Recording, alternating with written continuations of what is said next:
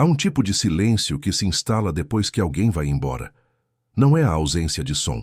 É o contrário. É o som de tudo o que ficou para trás, gritando no vazio. Na pequena e pacata cidade de Oak Haven, no estado de Oregon, Estados Unidos, esse silêncio tinha um endereço.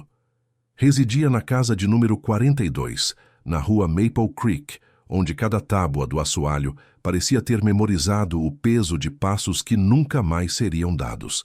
Para Tricia Riley, aquele silêncio era um companheiro constante, um fantasma que se sentava à mesa do jantar e dormia no lado vazio da cama.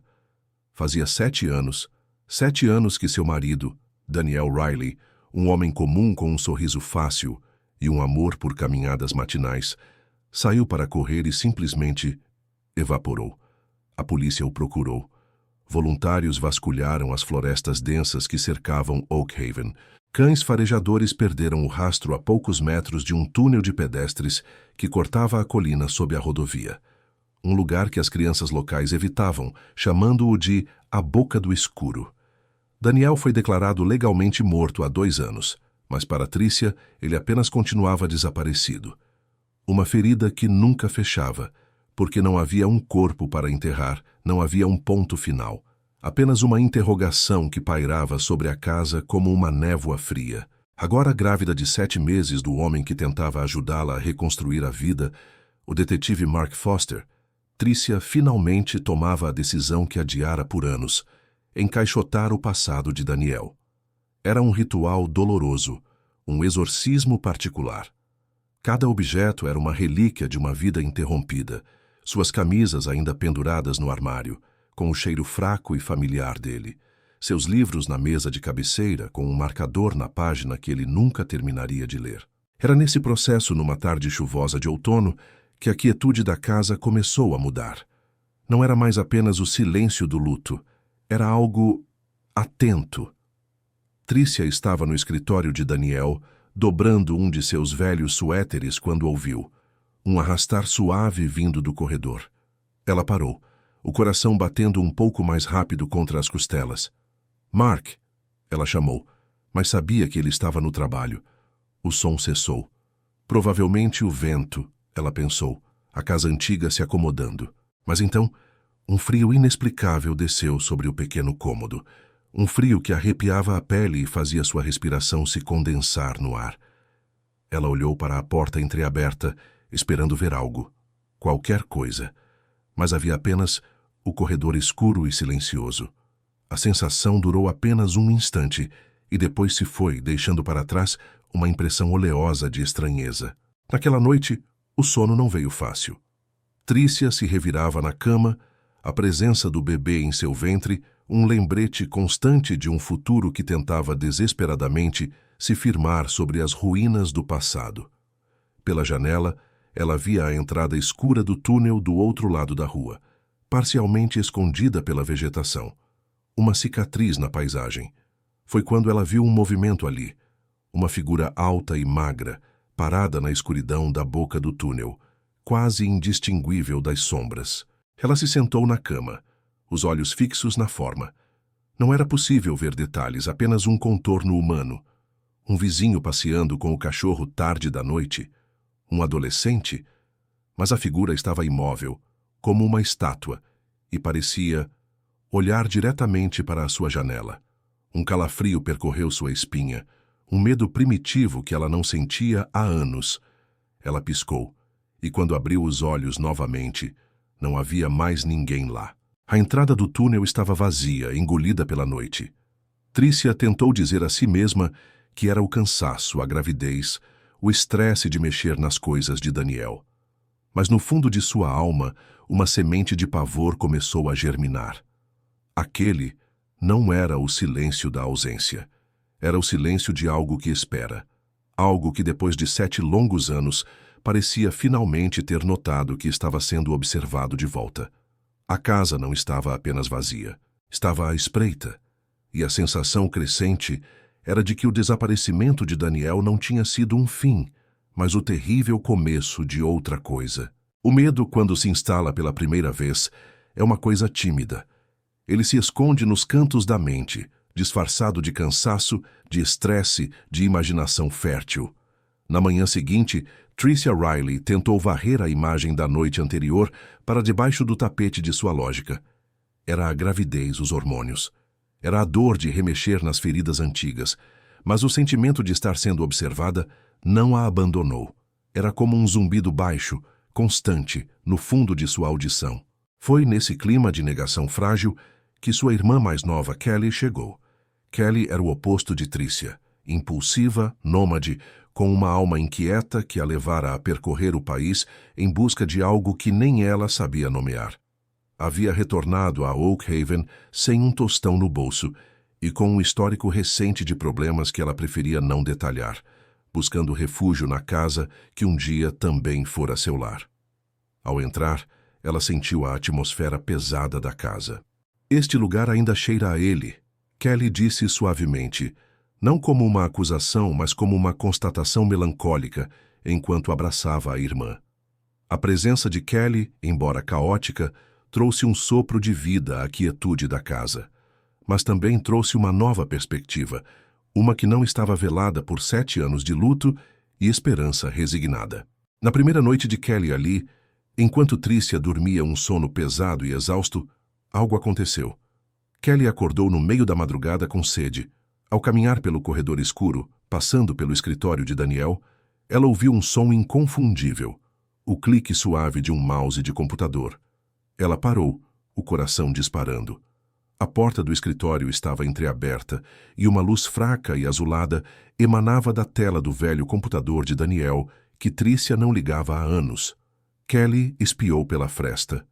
A tela mostrava apenas a área de trabalho, com uma única foto de Daniel e Tricia sorrindo em uma praia. Não havia ninguém ali. O clique soou novamente. 1, 2, 3 cliques rápidos. Kelly recuou, o sangue gelando nas veias. Ela correu de volta para o quarto de hóspedes, trancou a porta e passou o resto da noite encolhida sob as cobertas, ouvindo os sons normais da casa e se perguntando se sua mente estava lhe pregando peças. Na manhã seguinte, ela contou a Tricia, que a dispensou com um aceno cansado. Kelly, o computador nem está conectado direito. Deve ter sido um sonho. Cética, Kelly a levou até o escritório. O computador estava desligado, a tela preta e empoeirada. Mas o cabo de força, que antes estava jogado de lado, agora estava firmemente conectado à tomada. Tricia encarou o cabo, uma ruga de confusão se formando em sua testa. Eu não fiz isso, ela murmurou.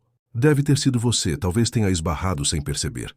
Kelly insistiu, sua voz carregada de uma urgência que Tricia não queria aceitar. Tricia, eu ouvi. E não foi só isso. Ontem, quando cheguei, deixei minha mala ao lado da porta.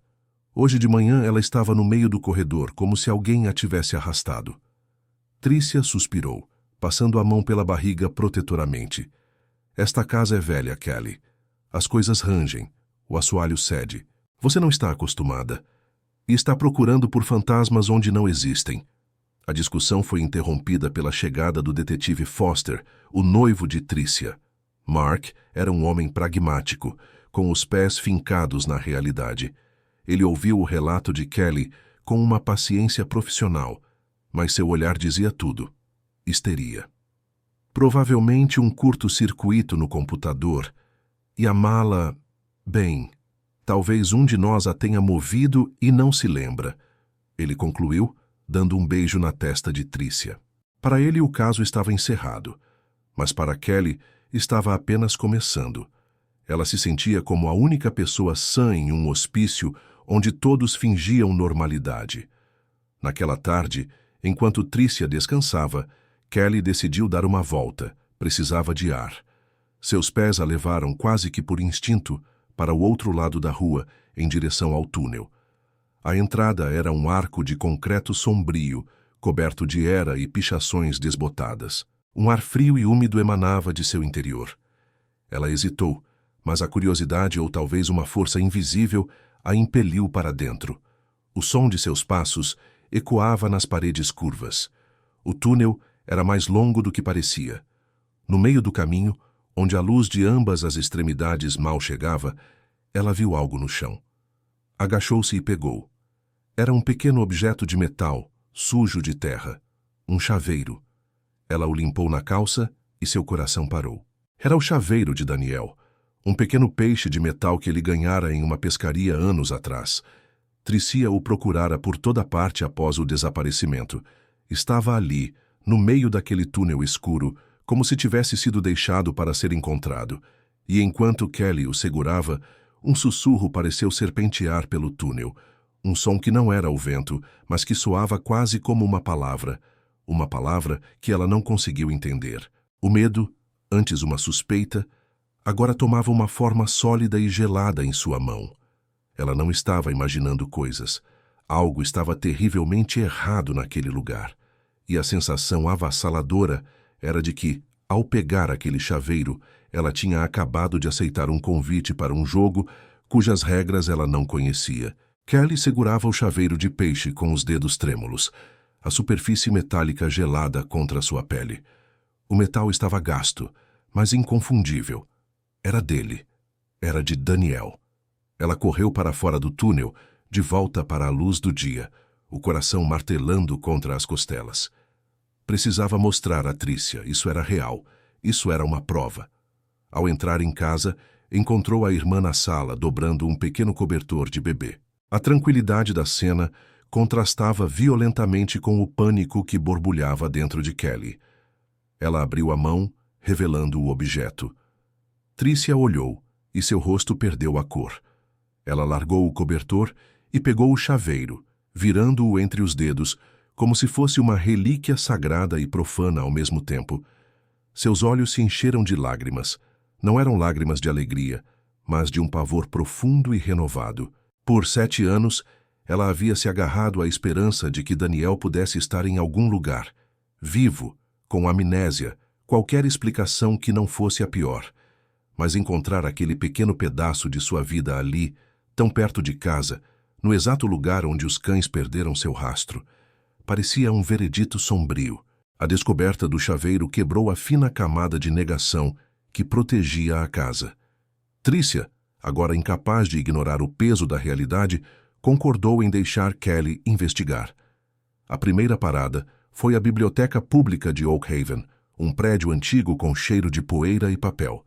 Elas passaram horas vasculhando os arquivos de microfilme do jornal local, procurando por qualquer menção ao túnel da Maple Creek. Encontraram artigos sobre sua construção nos anos 60, relatos de pequenos delitos, mas nada significativo. Foi quando Kelly, frustrada, começou a pesquisar de forma mais ampla, digitando palavras-chave como desaparecimentos, lendas locais, Maple Creek. Um artigo de 1978 chamou sua atenção. Falava de um homem, Walter Lambert, que também desaparecera perto daquela área. Ele era conhecido na cidade como um excêntrico, um homem que alegava se comunicar com entidades e que passava horas perto do túnel, desenhando símbolos estranhos em um caderno. A polícia, na época, concluiu que ele simplesmente abandonara a cidade. Não havia menção a nenhuma investigação mais profunda. O nome Walter Lambert ficou pairando no ar entre as duas irmãs, uma nova peça em um quebra-cabeça que só ficava mais confuso. De volta à casa, a atmosfera havia se tornado palpavelmente mais pesada. A insônia de Tricia piorou. Ela acordava no meio da noite, encharcada de suor, com a certeza de que havia alguém no quarto, parado ao pé da cama, observando-a. Mas quando seus olhos se ajustavam à escuridão, não havia nada. Apenas as sombras familiares e o som da própria respiração acelerada. Kelly, por sua vez, começou a ouvir vozes, sussurros fracos e indistintos, que pareciam vir das paredes, do ralo do chuveiro, do telefone mudo. Eram como fragmentos de conversas distantes, impossíveis de decifrar, mas carregados de uma angústia palpável. O cheiro também começou. Um odor adocicado e nauseante, como flores apodrecendo misturadas com terra úmida, que aparecia sem aviso em certos cômodos e desaparecia com a mesma rapidez. Mark, o detetive, tentava racionalizar tudo. O cheiro era um animal morto sob o assoalho. As vozes eram o vento no encanamento. A insônia de Tricia era a ansiedade da gravidez. Ele queria proteger sua nova família da loucura que parecia se infiltrar pelas frestas da casa. Uma noite, enquanto Mark estava de plantão, as irmãs estavam na sala, o silêncio quebrado apenas pelo tic-tac de um relógio de parede. De repente, um barulho alto veio do andar de cima. Um som de algo pesado caindo. Elas se entreolharam, o medo estampado em seus rostos. Kelly pegou um atiçador da lareira e subiu as escadas lentamente, com Tricia logo atrás. O som viera do quarto de hóspedes, onde Kelly estava dormindo. A porta estava fechada. Kelly a empurrou e o que viram as fez congelar. O pesado guarda-roupa de carvalho, que estava encostado na parede oposta, havia sido arrastado para o meio do quarto, bloqueando o caminho. Era impossível que tivesse caído. Ele fora movido. Enquanto elas encaravam a cena, incrédulas, Tricia ofegou e apontou para a parede onde o móvel costumava estar.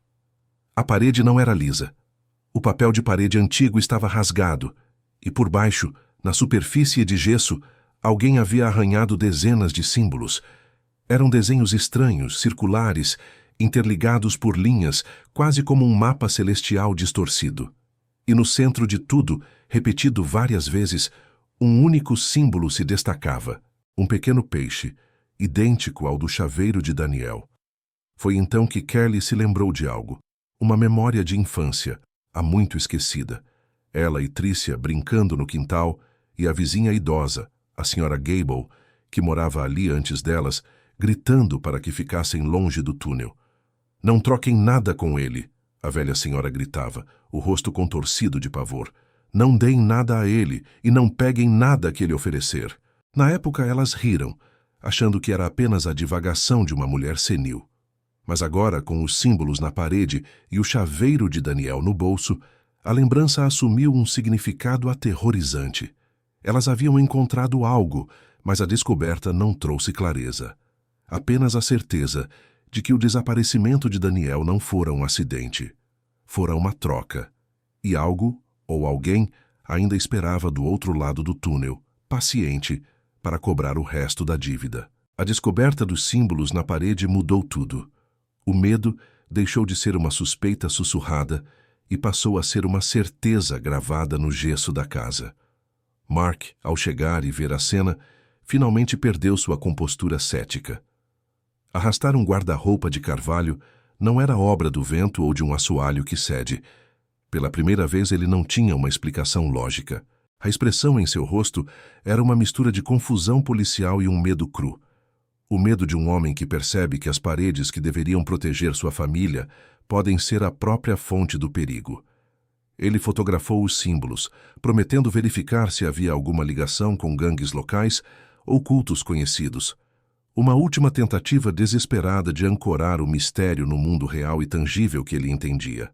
Mas Kelly sabia que a resposta não estava em nenhum banco de dados da polícia. A resposta estava no passado daquela cidade, enterrada com pessoas como Walter Lambert e a senhora Gable. Decidida, Kelly foi até o asilo de Oak Haven, um lugar com corredores longos e cheiro de antisséptico, na esperança de encontrar alguém que se lembrasse de Walter Lambert. Ela encontrou um enfermeiro mais velho, um homem chamado George, que trabalhava ali há mais de 30 anos. Ao ouvir o nome, os olhos de George se iluminaram com uma memória sombria. Walter? Claro que lembro. O trocador era como as crianças o chamavam, disse ele em voz baixa, olhando para os lados como se temesse ser ouvido. Ele era inofensivo, eu acho, mas estranho. Vivia falando sobre uma entidade no túnel. Uma criatura faminta que não queria almas, mas objetos. Coisas com valor sentimental. Ele dizia que você podia trocar com ela.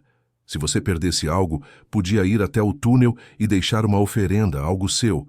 E a coisa que você perdeu reapareceria em casa. Mas o preço era alto. A criatura sempre pedia mais. George fez uma pausa, a voz baixando ainda mais. A esposa dele, a Marta, ela me contou uma vez, chorando. Disse que Walter começou pequeno. Trocou um relógio de bolso quebrado por um anel de casamento perdido. Funcionou. Mas depois ele ficou obcecado. Começou a oferecer coisas maiores, ferramentas, móveis, até que um dia Ele ofereceu o gato da família para ter uma colheita boa na horta. O gato sumiu, e a horta nunca esteve mais farta. Martha o deixou depois disso. Pouco tempo depois, Walter desapareceu. A história de George era a peça que faltava. A versão dos acontecimentos que reescrevia tudo o que sabiam. Não era um fantasma assombrando uma casa. Era uma entidade predadora ligada a um lugar que fazia barganhas. Daniel não tinha simplesmente desaparecido. Ele teria feito uma troca. Essa pergunta aterrorizante pairava na mente de Kelly enquanto ela voltava para casa. A ideia era tão monstruosa que ela hesitou em contá-la a Tricia. Como dizer a uma mulher grávida e de luto que seu marido talvez tenha se oferecido em troca de algo? Enquanto isso, Mark, seguindo uma linha de investigação mais prática, decidiu instalar pequenas câmeras de segurança na casa. Uma na sala, uma no corredor do andar de cima e uma apontada para a entrada do túnel do outro lado da rua. "Se algo se move, vamos pegar", ele disse, sua voz tentando soar confiante. A primeira noite com as câmeras foi silenciosa. Os monitores na cozinha mostravam apenas cômodos vazios e a escuridão imóvel do túnel. A segunda noite, no entanto, foi diferente. Por volta das 3 da manhã, a câmera do corredor falhou. A tela ficou preta por exatos 7 minutos e depois voltou ao normal. Não houve queda de energia. As outras câmeras funcionaram perfeitamente. 7 minutos. O mesmo número de anos que Daniel estava desaparecido. Na manhã seguinte, o verdadeiro terror se manifestou de forma sutil e enlouquecedora. Tricia desceu para a cozinha e soltou um grito abafado. Kelly e Mark correram para encontrá-la parada, pálida, apontando para a mesa. Ali, no centro da mesa da cozinha, estava um dos velhos livros de Daniel, o mesmo que estava em sua mesa de cabeceira, aberto em uma página específica. E dentro do livro, cuidadosamente colocado como um marcador, estava um pequeno sapatinho de bebê, um dos sapatinhos que Tricia havia comprado para o filho que estava para nascer. Ele estava no quarto do bebê, no andar de cima, dentro de uma caixa fechada. Não havia explicação. Não havia como ele ter chegado ali. O clima de desconfiança que Mark tentava combater se quebrou. Isso não era psicológico. Não era um curto-circuito. Era uma mensagem. Uma troca havia sido feita sem o consentimento deles. O sapatinho do futuro pelo livro do passado. A entidade não estava mais apenas esperando. Estava se comunicando, mostrando seu poder, se infiltrando na nova vida que eles tentavam construir. A decisão foi tomada em silêncio, nos olhares trocados entre eles. Não podiam mais fugir ou racionalizar. Precisavam mergulhar de cabeça nesse passado sombrio, entender as regras desse jogo macabro antes que a próxima troca custasse algo que eles não pudessem suportar perder. A descoberta do sapatinho de bebê na cozinha foi o ponto de ruptura. A lógica e o ceticismo de Mark se dissolveram em um medo frio e palpável. A casa não era mais um refúgio, era o tabuleiro de um jogo perverso com uma entidade invisível. A necessidade de entender o passado tornou-se desesperadora, uma corrida contra o tempo antes que a próxima troca fosse exigida. A pesquisa de Kelly sobre Walter Lambert e as lendas locais tornou-se o foco central da investigação deles. Eles precisavam encontrar algo que ele deixou para trás. Um diário, anotações, qualquer coisa que explicasse as regras da criatura do túnel. A esposa de Walter, Martha, havia se mudado para um estado vizinho anos atrás e falecido desde então, mas a menção de George, o enfermeiro, sobre os cadernos de Walter deu a Kelly uma nova pista. Ela passou dias ligando para antiquários, sebos e arquivos da cidade, perguntando sobre os pertences de um homem excêntrico que desaparecera nos anos 70. Finalmente, um dono de sebo idoso, um homem chamado Sr. Abernathy, lembrou-se. Ah, os cadernos do Walter. Sim, a esposa dele vendeu uma caixa de livros dele para mim antes de ir embora. A maioria eu vendi, mas guardei os cadernos. Ninguém queria comprar os delírios de um louco. Os cadernos eram a chave. Eram 3 diários de capa dura, repletos da caligrafia apertada e obsessiva de Walter Lambert. As páginas estavam cheias de anotações sobre a entidade, a quem ele se referia como o colecionador ou a fome silenciosa. Walter a descrevia não como um espírito ou demônio, mas como algo mais antigo, uma força da natureza, como a gravidade ou a decadência, que se aninhara naquele túnel, naquele ponto fraco do mundo. Segundo seus escritos, a criatura não tinha forma física, mas podia manifestar uma presença, mover objetos e se comunicar através de trocas simbólicas. Ela se alimentava do valor emocional ligado aos objetos. Um anel de casamento valia mais do que um anel qualquer. Uma foto de família era um banquete. As anotações de Walter detalhavam suas próprias trocas, começando com itens triviais e escalando para objetos de profundo significado pessoal. Ele descreveu o êxtase de ter um desejo atendido, seguido pelo pavor crescente da próxima cobrança. A criatura era viciante. Quanto mais você trocava, mais ela queria, e ela sempre sabia o que você mais valorizava. Em meio aos delírios e símbolos, uma entrada específica fez o sangue de todos gelar. Walter descrevia como tentou enganar a entidade, oferecendo um objeto sem valor para receber algo que desejava muito. A retaliação foi imediata e aterrorizante. A criatura não levou um objeto. Ela levou algo vivo, o gato da família. Ela não distingue valor monetário, escreveu Walter com a letra tremendo na página.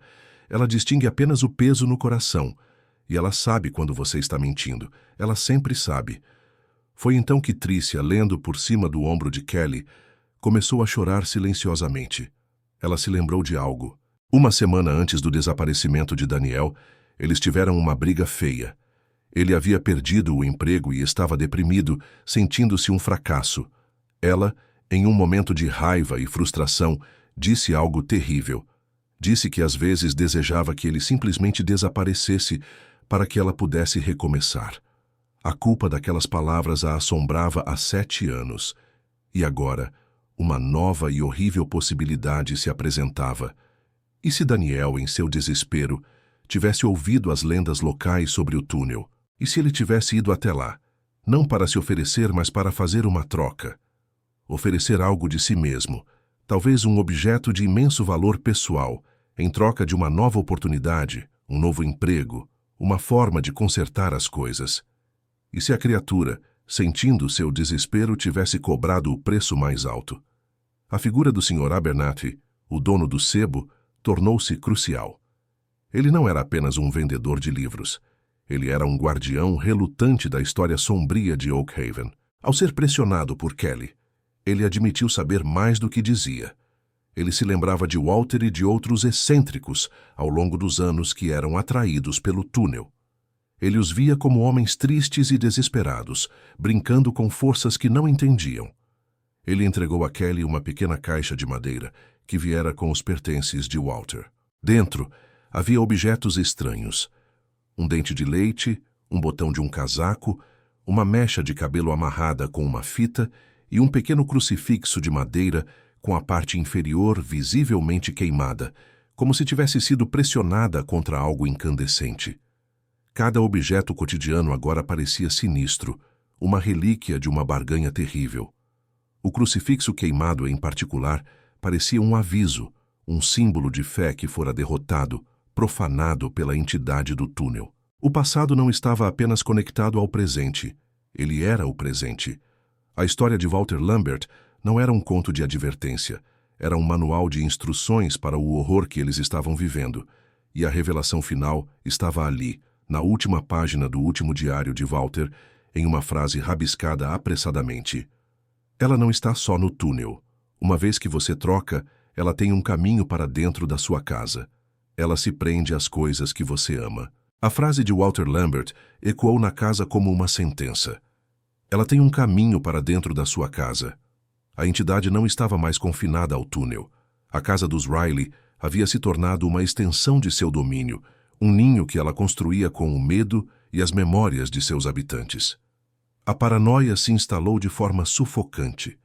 Cada rangido do assoalho, cada sombra no canto do olho, era uma prova da presença invisível. Mark, agora totalmente convencido, começou a agir menos como um noivo preocupado e mais como o detetive que era.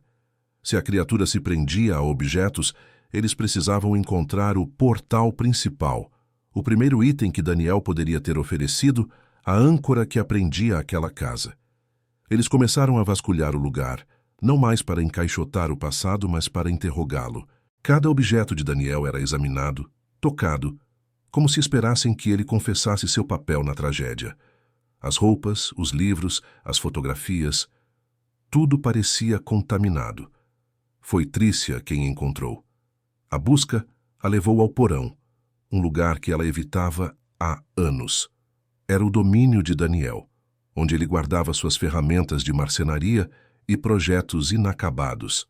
O ar era pesado, com o cheiro denso de mofo, serragem fria e algo mais, algo metálico e estagnado, como sangue velho. A poeira cobria tudo em uma mortalha cinzenta, e teias de aranha se estendiam entre as vigas como véus de noiva em decomposição. O silêncio ali era diferente do resto da casa. Era um silêncio físico, uma pressão nos ouvidos, como se o próprio ar estivesse denso demais para vibrar. Ela caminhava lentamente, o feixe de luz de sua lanterna cortando a escuridão e fazendo as partículas de poeira dançarem como insetos luminosos. Ela passou pela velha bancada de trabalho, pelas prateleiras cheias de potes de parafusos e pregos enferrujados. Nada parecia fora do lugar, exceto pelo fato de que tudo estava exatamente como Daniel havia deixado há 7 anos. No canto mais distante do porão, atrás de uma pilha de madeira velha, havia uma pequena porta de madeira que ela nunca havia notado antes. Não estava em nenhuma planta da casa que ela conhecia. Parecia uma adição posterior, mal feita. A maçaneta estava enferrujada e não havia fechadura. Com o coração batendo forte, ela afastou a madeira, o som arrastado ecoando no silêncio opressivo. A porta rangeu ao abrir, revelando um espaço pequeno e escuro, não maior que um armário. Era uma antiga adega, provavelmente usada para armazenar conservas décadas atrás. O cheiro que emanava de lá era avassalador, uma mistura de terra úmida, podridão e o mesmo odor adocicado e doentio que eles sentiam intermitentemente nos andares de cima. Trícia apontou a lanterna para dentro. O espaço estava quase vazio, exceto por uma única prateleira de madeira coberta de poeira. E sobre a prateleira, sozinho, estava um objeto. Era uma pequena caixa de música de madeira, simples e sem adornos. Trícia a reconheceu imediatamente. Foi o primeiro presente que Daniel lhe deu quando eles começaram a namorar. Ele mesmo a fizera em sua oficina. Ela a mantivera na mesa de cabeceira por anos. Mas depois que ele desapareceu, a dor de vê-la era grande demais, e ela pediu que ele a guardasse no porão. Ela se aproximou, a luz da lanterna tremendo em sua mão. A caixa parecia intacta, mas a madeira estava estranhamente fria ao toque. Um frio que parecia sugar o calor de seus dedos. Ela sentiu um impulso irresistível de abri-la. Com a respiração presa, ela levantou a tampa. Não houve música. O mecanismo estava quebrado. Mas dentro, onde deveria haver a bailarina giratória, havia um único item que não pertencia àquele lugar. Era uma pequena flor de dente de leão, perfeitamente preservada, como se tivesse sido colhida há poucos instantes. Uma flor impossível, florescendo na escuridão e na podridão daquele porão esquecido. E enquanto Trícia olhava para aquela anomalia, o silêncio do porão foi quebrado. Não por um som, mas pela sensação inconfundível de movimento no escuro, logo atrás dela. Ela não viu nada, mas sentiu. Uma presença gelada, curiosa e terrivelmente próxima. Estava ali, no mesmo cômodo, observando-a. O ar ficou rarefeito, difícil de respirar. Ela estava no coração do ninho, e a criatura silenciosa e invisível estava com ela, apreciando o momento de sua descoberta. O ar no porão tornou-se uma parede sólida e fria. Trícia não conseguia respirar. O dente de leão na caixa de música era uma violação, um símbolo de vida florescendo na morte que zombava de toda a lógica. A sensação de uma presença atrás dela era tão real que ela podia sentir o deslocamento do ar, o frio que emanava de uma forma invisível. Ela se virou bruscamente, a lanterna cortando a escuridão em um arco frenético. Não havia nada, apenas as sombras e a poeira. Mas o sentimento não desapareceu. Era como estar debaixo d'água, consciente de uma correnteza que a puxava para o fundo. Com um grito sufocado, ela largou a caixa de música, que caiu no chão com um baque surdo, e correu. Subiu as escadas do porão tropeçando, fechou a porta com força e a trancou, o corpo tremendo incontrolavelmente. Quando Kelly e Mark a encontraram, ela estava encolhida no chão da cozinha, soluçando, repetindo uma única frase: "Está aqui dentro." Aquele foi o ponto de inflexão. A quebra de realidade de Tricia foi o catalisador que incendiou o medo contido de todos. A fachada de normalidade ruiu completamente. Mark, vendo o estado de Tricia, sentiu a culpa e a impotência o consumirem. Suas câmeras, sua lógica, suas tentativas de proteger sua família haviam falhado. Ele agora olhava para cada canto da casa não como um detetive, mas como um homem encurralado. Foi Kelly, no entanto, quem fez a conexão mais aterrorizante. Enquanto tentava acalmar a irmã, ela se lembrou de algo que Tricia havia dito semanas antes sobre como seus pais haviam se conhecido naquela mesma cidade, Oak Haven, antes de se mudarem. Uma pergunta terrível surgiu em sua mente.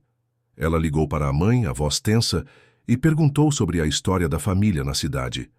A resposta veio, inocente, mas com o peso de uma revelação devastadora. A avó delas, a mãe de sua mãe, não havia morrido de uma doença súbita como sempre lhes fora dito. Ela havia desaparecido. Em Oak Haven, nos anos 50, a família, envergonhada e sem respostas, mudou-se e reescreveu a história. Eles não estavam naquela casa por acaso. A família de Tricia e Kelly não era uma vítima aleatória. Havia um fio invisível que os conectava àquele lugar, àquela entidade, através de gerações. O desaparecimento da avó, o retorno de Tricia para a cidade, seu casamento com Daniel, a compra daquela casa específica tão perto do túnel. Não era coincidência, era um padrão, uma maldição familiar que se repetia. A criatura não os havia escolhido, ela os estava reivindicando. Eles eram parte de uma dívida antiga, um ciclo de trocas que começara décadas antes. A linha entre vítima e culpado começou a se desfazer. Daniel não era apenas uma vítima da entidade, ele era um peão em um jogo muito mais antigo. E Tricia, ao se mudar para aquela casa, sem saber, havia retornado ao epicentro da tragédia de sua família, trazendo consigo uma nova geração para o ciclo. O clima na casa tornou-se insuportável. O caos emocional explodiu em acusações e medo. Mark, sentindo que estava perdendo Tricia para a loucura ou para a entidade, confrontou Kelly, acusando-a de alimentar a histeria da irmã com suas histórias e pesquisas. Kelly, por sua vez, o acusou de ser cego, de ter ignorado os sinais por tempo demais, de ter trazido Tricia para aquela casa amaldiçoada. A discussão foi feia, cheia de dor e pânico, os sussurros da entidade quase audíveis sob suas vozes raivosas. Eles estavam se voltando uns contra os outros, exatamente como a criatura parecia querer. No meio da briga, Tricia, que estava sentada em silêncio no sofá, o olhar vazio, levantou-se. Sua expressão era calma, serena de uma forma aterrorizante. Ela caminhou até a janela e olhou para o túnel do outro lado da rua. "Ele não queria me deixar", ela disse, a voz monótona, desprovida de emoção. "Ele só queria um emprego novo. Ele só queria que eu ficasse orgulhosa. Ele me deu a flor. É a minha preferida." Kelly e Mark pararam de discutir, gelados. Tricia não estava falando de Daniel. Ela estava falando como se fosse a própria entidade, ou como se estivesse em comunhão direta com ela. A casa não estava apenas assombrada, ela estava escolhendo. E parecia que, depois de tanto tempo, ela finalmente havia escolhido Tricia, atraindo-a com a promessa de reunir o que havia sido perdido, preparando-a para a troca final. A calma sinistra de Tricia era mais aterrorizante do que qualquer grito. Ela se movia pela casa como uma sonâmbula, os olhos focados em algo que só ela podia ver. Falava de Daniel no tempo presente, sussurrando sobre conversas que eles estavam tendo, sobre como ele estava perto e esperando. Mark e Kelly a observavam com um pavor crescente, sentindo-se como estranhos em sua própria casa, agora o santuário de uma comunhão profana. A entidade não precisava mais mover objetos ou criar ruídos. Ela havia encontrado um canal direto. O medo, antes uma ameaça externa, agora vivia dentro de Trícia, olhando através de seus olhos. A revelação intermediária veio em uma noite de tempestade, quando a chuva batia contra as janelas como dedos insistentes. Mark havia tentado convencer Trícia a sair de casa, a ir para um hotel, para qualquer lugar. Ela se recusou, com uma serenidade que o desarmou. Não posso ir. Ele está vindo me buscar, ela disse sorrindo suavemente. Desesperado, Mark ligou para um colega da delegacia, um policial mais velho e religioso chamado David, que já havia lidado com casos que beiravam o inexplicável. David concordou em ir até a casa não oficialmente, apenas para dar uma olhada. Ele chegou trazendo consigo uma aura de calma e fé que pareceu por um instante repelir a escuridão do lugar. Ele conversou com Trícia gentilmente, mas seus olhos examinavam cada canto da sala, sentindo a mesma pressão no ar que os outros. Ele pediu para ver o porão. Mark o guiou até lá, enquanto Kelly ficava com Trícia. Ao abrirem a porta, o cheiro de terra e podridão era quase insuportável. David desceu os degraus lentamente, uma pequena cruz de prata em sua mão. Foi então que aconteceu. As luzes da casa piscaram e se apagaram, mergulhando tudo em uma escuridão total. Um som gutural e baixo ecoou do fundo do porão. Um som que não era humano nem animal. E então, a voz de Trícia soou do andar de cima, mas não era sua voz. Era uma sobreposição de vozes, um coro de sussurros masculinos e femininos falando em uníssono. Ela é minha. A dívida deve ser paga. Uma nova vida por uma vida antiga. O pânico explodiu. Kelly gritou o nome da irmã. Do porão, Mark ouviu um barulho de luta e o grito de dor de David. Ele tentou subir, mas a porta do porão bateu com uma força sobrenatural, prendendo-o na escuridão. O ambiente tornou-se claustrofóbico. As janelas batiam com o vento da tempestade, mas o som era amplificado, como se o próprio vidro estivesse prestes a estilhaçar. As portas dos quartos no andar de cima se abriram e fecharam violentamente. Kelly, sozinha no escuro da sala, ouvia o coro de vozes vindo de Trícia, que agora estava parada no topo da escada, uma silhueta contra a luz fraca de um relâmpago. A narrativa da noite desacelerou, cada segundo se esticando em uma eternidade de puro terror. O som da chuva, os baques nas paredes, os gritos abafados de Mark no porão e, acima de tudo, a voz múltipla e medonha que saía da boca de Trícia. Era a manifestação clara do mal. A entidade não estava mais se escondendo nas sombras ou em objetos. Ela havia tomado posse, reivindicando o corpo de Trícia como seu troféu. Kelly recuou, o terror paralisando seus membros. Ela olhou para a irmã, ou para a coisa que usava o rosto de sua irmã, e viu que Trícia segurava algo. Era a caixa de música de madeira. Ela a segurava contra a barriga, como se estivesse embalando o próprio filho. A voz polifônica falou novamente, desta vez mais clara, mais próxima. Nós demos a ela a flor, agora ela nos dará o fruto.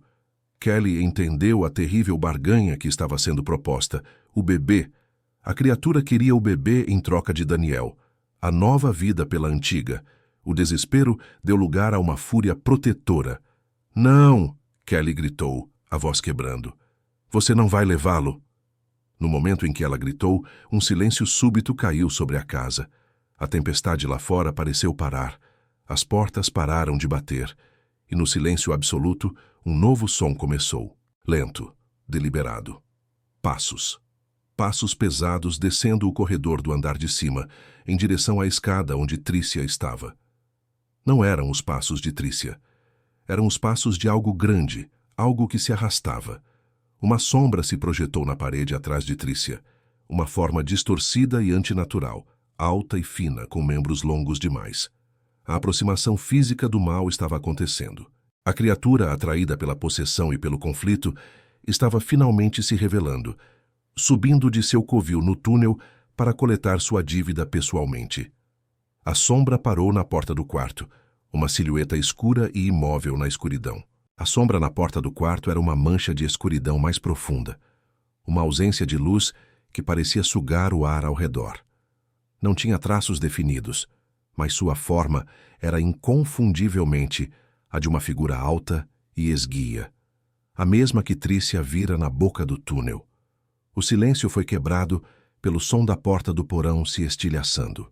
Mark rompeu na cozinha, o rosto pálido e arranhado, seguido por David, que mancava, a cruz de prata em sua mão agora torcida e enegrecida, como se tivesse sido exposta a um calor extremo. Eles olharam para a escada e congelaram. A cena era um tablô do inferno. Trícia, com os olhos vazios, embalando a caixa de música e a silhueta disforme pairando atrás dela como um anjo da morte. Foi nesse momento de paralisia total que a verdade final se revelou. Não através de uma voz ou de um texto antigo, mas de uma imagem. A caixa de música que Trícia segurava com tanta força abriu-se, e de dentro dela, em vez da flor, um pequeno objeto de metal caiu e rolou pelos degraus da escada, parando aos pés de Kelly. Era uma aliança de casamento masculina, a de Daniel. A visão da aliança quebrou o feitiço. A verdade atingiu Kelly com a força de um impacto físico. Daniel não havia feito uma troca para conseguir um emprego. Ele não havia se oferecido em desespero. A briga, as palavras cruéis de Trícia, o desejo de que ele desaparecesse, a entidade ouvira, e ela concedera o desejo. Daniel não foi a oferenda. Ele foi o resultado da troca. Trícia, em seu momento de raiva e dor, havia feito uma barganha sem saber, oferecendo seu desejo mais sombrio ao vazio. E a criatura, faminta por emoção crua, aceitou. Ela levou Daniel. E agora, 7 anos depois, com uma nova vida prestes a começar, ela viera cobrar o pagamento que sempre exigia: equilíbrio. Uma vida por uma vida. A aliança na caixa de música não era uma promessa de retorno. Era o recibo da transação original. Todas as peças se conectaram em uma imagem de horror absoluto. A maldição da família, a atração pela casa, o desespero de Daniel, a gravidez de Trícia. Tudo era um ciclo, uma armadilha cuidadosamente montada ao longo de décadas, esperando pelo momento perfeito para se fechar. A reação foi crua, visceral. Mark gritou o nome de Trícia, um som de puro desespero, e começou a subir as escadas. Mas a sombra se moveu. Com uma velocidade antinatural, ela deslizou da porta para trás de Trícia, e seus contornos pareceram se fundir com os dela. Trícia ergueu a cabeça, e quando falou era apenas sua voz, mas carregada com uma dor e um arrependimento de outro mundo. Eu só queria que a dor parasse. Ela sussurrou, lágrimas escorrendo por seu rosto inexpressivo. Eu não sabia. E então ela gritou.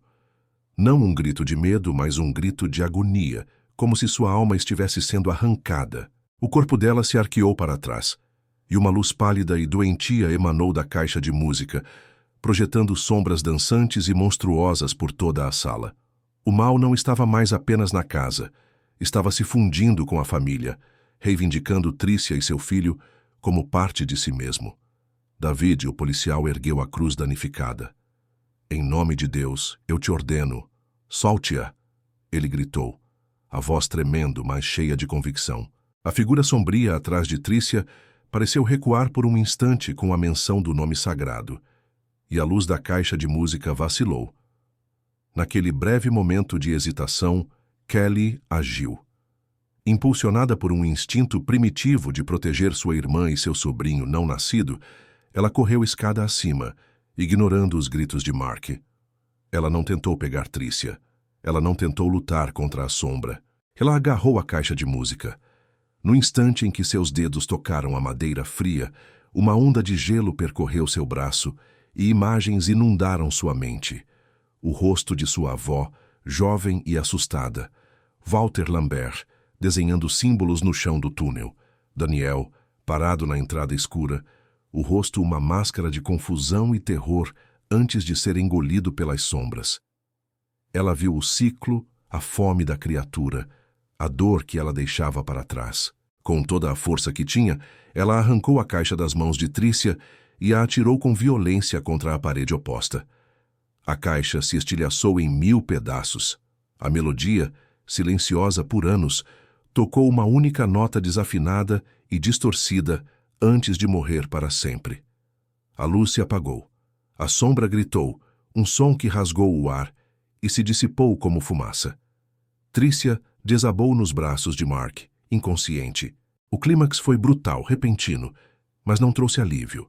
A caixa, a âncora, estava destruída, mas o silêncio que se seguiu era pesado, carregado com a percepção de que, embora a manifestação física tivesse sido banida, o mal não estava preso apenas àquele objeto. A dívida original de Tricia nunca fora paga, a troca fora interrompida, não concluída, e a fome da criatura permanecia. Na manhã seguinte, a casa dos Riley parecia apenas uma casa vazia. O sol entrava pelas janelas, iluminando a poeira no ar e os destroços da caixa de música quebrada no chão. A presença opressiva havia recuado, o ar estava mais leve, mas o silêncio que ficou não era de paz. Era o silêncio de um campo de batalha depois que os exércitos se retiram, deixando para trás apenas os mortos e os feridos. Tricia foi levada ao hospital, onde entrou em trabalho de parto prematuro naquela mesma noite. Ela deu à luz um menino saudável, mas a alegria do nascimento foi ofuscada por uma névoa de trauma e dissociação. Ela segurava o filho, mas seus olhos pareciam olhar através dele, para um lugar distante e sombrio. Ela não mencionou Daniel, nem a caixa de música, nem a sombra. Os médicos diagnosticaram como um caso grave de psicose pós-parto, uma explicação limpa e clínica para um horror que não cabia em prontuários médicos. A casa foi esvaziada e colocada à venda imediatamente. Mark e Kelly trabalharam em um silêncio tenso, encaixotando o que restava de duas vidas, a de Daniel e a que Mark e Tricia tentaram construir. Cada objeto parecia contaminado pela memória daquela noite. O berço foi desmontado sem nunca ter sido usado. As roupas de bebê foram doadas. A porta do porão foi pregada e fechada para sempre. Eles não falavam sobre o que aconteceu. As palavras eram inadequadas, pequenas demais para conter a magnitude do que haviam testemunhado. David, o policial, se aposentou mais cedo, a fé abalada, mas intacta. Ele nunca registrou oficialmente o incidente, marcando-o como uma chamada de distúrbio doméstico, exacerbado por estresse. A verdade era um fardo que eles carregariam sozinhos.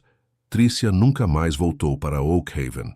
Ela e Mark se mudaram para uma cidade anônima, a centenas de quilômetros de distância, tentando recomeçar em um lugar sem memórias, sem túneis e sem sombras. Mas as marcas permaneceram, invisíveis e profundas. Tricia vivia com um medo constante de objetos antigos e lugares escuros. Ela nunca permitiu que seu filho, a quem chamou de Michael, tivesse uma caixa de música. Mark, o homem da lógica e dos fatos, passou a ter pesadelos recorrentes com portas que não abriam e corredores que se estendiam infinitamente.